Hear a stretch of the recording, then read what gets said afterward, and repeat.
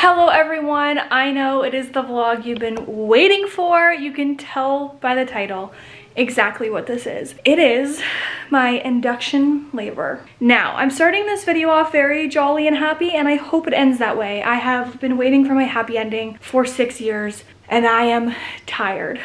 I did do a video getting ready with me for my induction over on Patreon, and as you can tell from my Patreon video versus this one, I am happy here and terrified there. If it looks like I got this and I'm like relaxed, I am absolutely not. I am terrified, but we'll talk about that later. I am going right now to go get my Foley balloon inserted. Don't get me started on that. I will talk to you guys about it when I get back. If you guys hear that, that's the water from outside.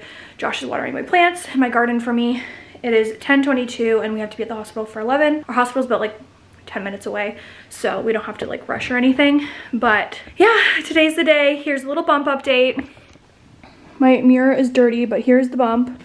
I feel like I was like so small for like the beginning of my pregnancy, and then I just like blew up after like 30 weeks. Oh, my mirror is dirty. I don't know if we're gonna be able to record inside of the hospital, so we're going in right now. I'm terrified. Bye.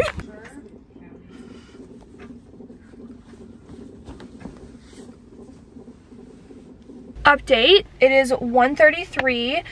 What happened is we went in and we had to wait a little bit. I tried not to record because I was like in the triage area where there was like other people explaining their medical stuff, and it was only separated by a curtain, and there was like a lot of people sharing like personal details and you could hear their voices, and I feel like that's definitely rude, so I tried not to record in there really at all. But I am out. The Foley balloon is in. I do have cramping. I've had like just a little bit of like super miniature contractions that like ramp up every once in a while, but I don't know if it's her just like kicking that's making it super uncomfortable for a while. I know what contractions feel like because I've had them with Luca, but I don't think that it's anything. But yeah, I definitely am crampy. It just feels like I'm on my period. And yeah, Josh just went into Costco to get me a slice of pizza. I guess I could tell you guys a little bit about it. So I went in, they monitored baby and me for a while while we were waiting. They called me in, the doctor, I had to like change into a gown, obviously, put my legs in the stirrups. They did like this speculum, is that what it's called? The same thing that they do to like open your vajayjay to look at your cervix. And then they put in the catheter, which I didn't feel at all. And they inflated it. Now inflating obviously felt like some pressure. It feels just like a really bad period cramp. But for me, all of that was pretty easy because I've done so many IVF things where I've had so many catheters. You need catheters inserted for embryo transfers. You need catheters for sonohistograms or a HSG test, like a pap smear. Like, we don't need a catheter for a pap smear, but like I've had so many things and so many procedures where I've had to have like fluid like literally inserted into my uterus, where it didn't really feel any different. If you've ever had a HSG test, it kind of felt similar to that, I would say, where it's like intense cramping for a little bit and then it goes away, but nothing crazy. I didn't need any pain medication, no Tylenol, no nothing. And it's been in now for an hour and a half. That was it. We're choking on acid as I'm getting pizza. Okay, wait. So we've been home. It's what, 6:03 right now.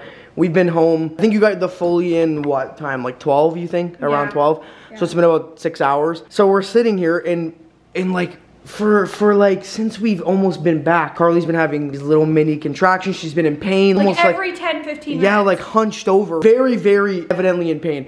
So then we're sitting here talking on the couch and 30 minutes goes by and she doesn't make a peep about anything. We're just having a conversation like normal, as if nothing is happening.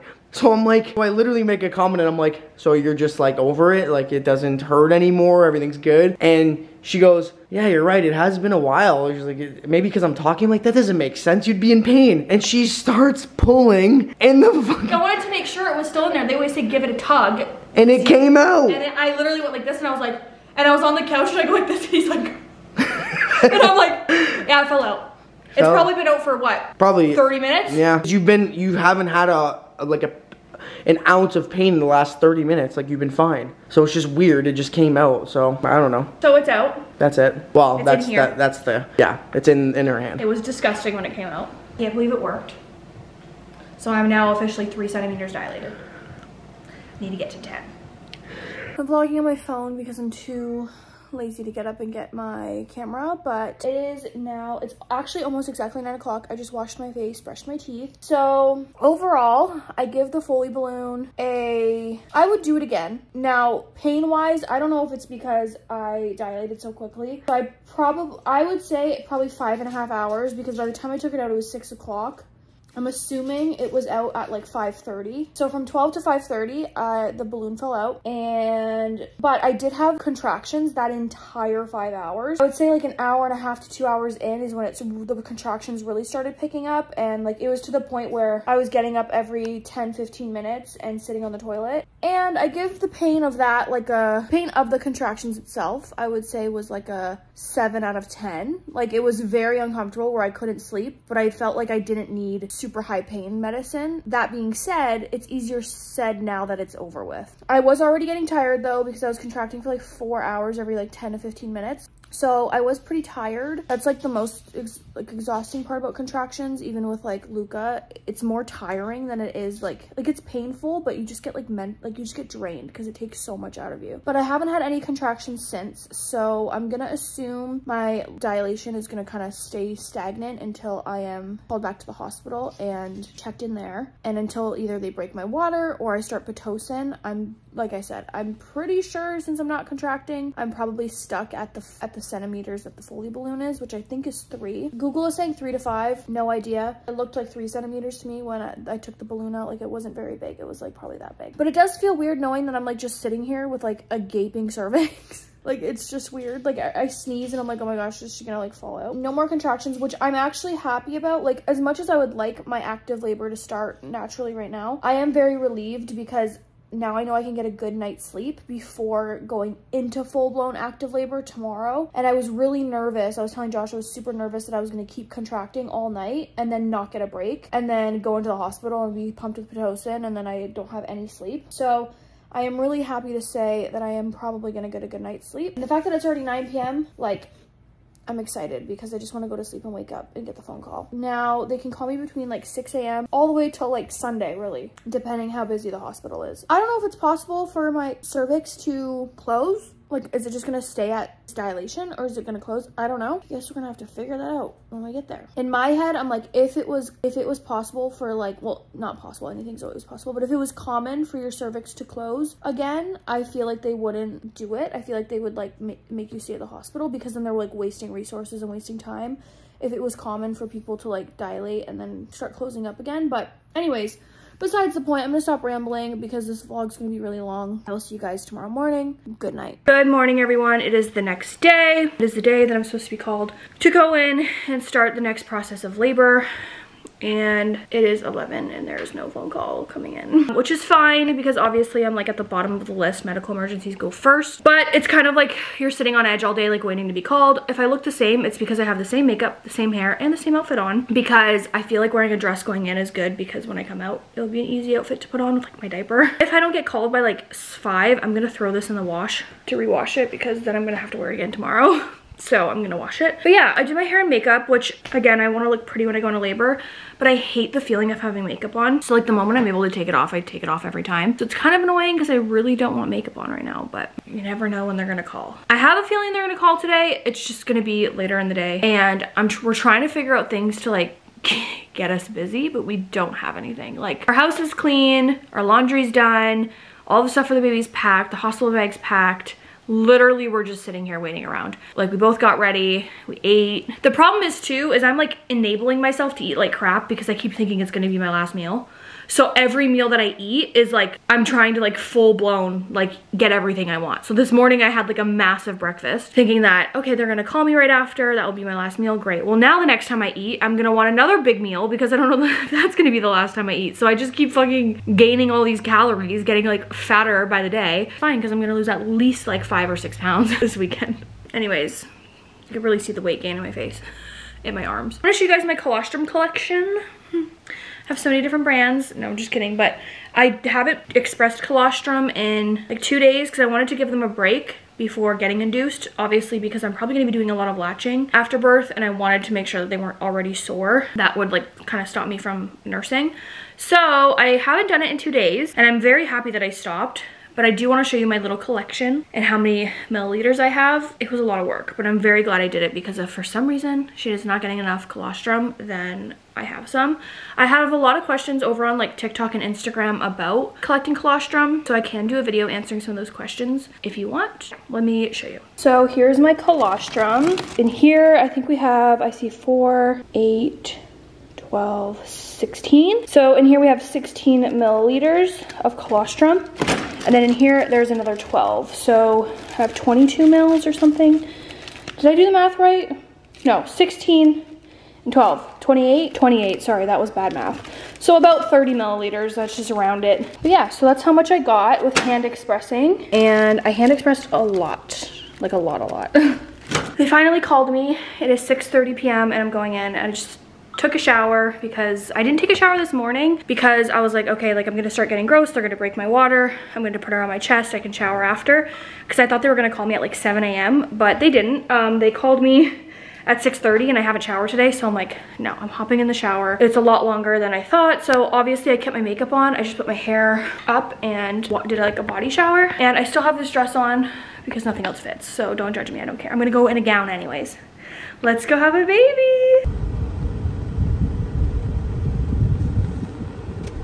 I just had a mental breakdown in the car because I'm nervous, excited, scared. I'm also grieving the fact that the next time I go home I'm gonna have a baby, but like in a good way. But it's also like you're like closing a chapter of your old life and opening a new one, and it's scary. And I've been waiting for this moment, like, what, like, if anyone is excited for this moment, because it's been fucking hell to get here. So, puke. He doesn't want to talk because he's nervous, and he's trying not to freak me out. So he's trying to hold himself in because I need to be able to freak out. I'm not allowed to freak out right now, even though every fiber of my being wants to. Yeah. But it's okay. It'll be good. All right, guys. See you soon. I'm checked in. IV in. I'm scared. I'm gonna throw up. Wait, can I see you? Yes. Barely. I'm so tiny. I Okay, so little quick update. Karlee is hooked up to an IV, like she showed you guys. They're gonna start Pitocin or oxytocin in Canada. Like for Americans, you would know Pitocin. Starting that very shortly, I think in like a minute. So she's very, very nervous, obviously. It's a very nerve-wracking thing. But yeah, we're starting the process and we're gonna figure it out.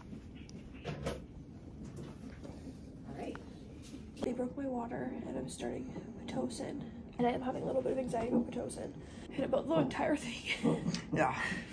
And I'm usually very good with like hospital stuff, but I think it's just like a lot of, I think it's a mixture of trauma and everything. I think it's just the whole process is a little scary too, right? And I just feel like there's so much more this time. Like they're monitoring her, they have to monitor me more. There's like Pitocin, there's like all these things, and it's like more rushed, of course, and it just gives me a little bit of anxiety and I feel very nauseous. Anyways, yeah. Okay guys, it is 8:56, so we've been here since like what, 6 o'clock-ish? No, 6:30, almost 7, so I'm definitely on time. How are you feeling? What's going on? We started Pitocin at 8 o'clock. Yeah, and they've done two little doses. I don't know how to describe it. No, she upped my dose once. That's right, that's what I meant. And I'm on Gravel. Well, the Gravel's empty now. Saline and Pitocin. They messed up, and like yesterday they thought I was GBS positive. I'm GBS negative. No big deal, doesn't matter either way, but it's just weird. And that looks like the start of a contraction. I already am crampy, and I can tell that they're gonna start because I feel like I have to poop, which I would really like to do, but I don't think I can get up. To me, every time I've had contractions, even with Luca, even with the Foley bulb yesterday, for me, my contractions are all in my butt and all in my back. They're never like in my stomach or in my uterus. Even with Luca, it wasn't. They feel very similar to like major diarrhea cramps. So I'm assuming labor is gonna start very soon because I am achy. I have fluid leaking out of me because they broke my water. So yeah, but right now baby looks good. I look good. Yeah, you do. I tried to fix up my makeup, but because I cried a little bit and it's been on for over 12 hours now. Yeah. But there's no mirror over here and I'm hooked up to way too many things to get up right now. I'm gonna wait till the next time she's in here to ask her if I can be unhooked in case I need to stand up.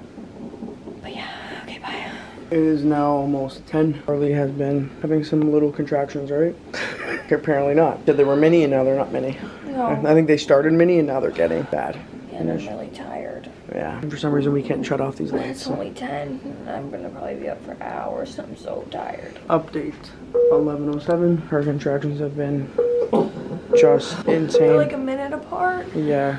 A minute apart. Or a minute and a half apart. Now. Like right now. Oh. About a minute and a half apart.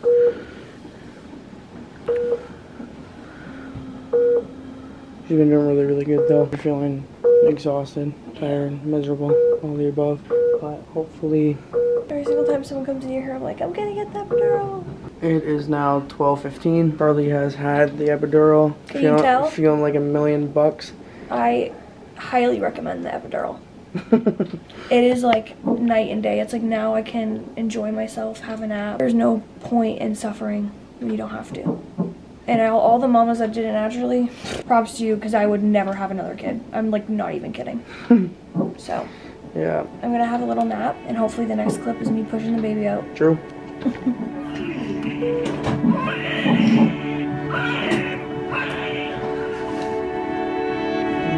don't know, you're gonna have to work.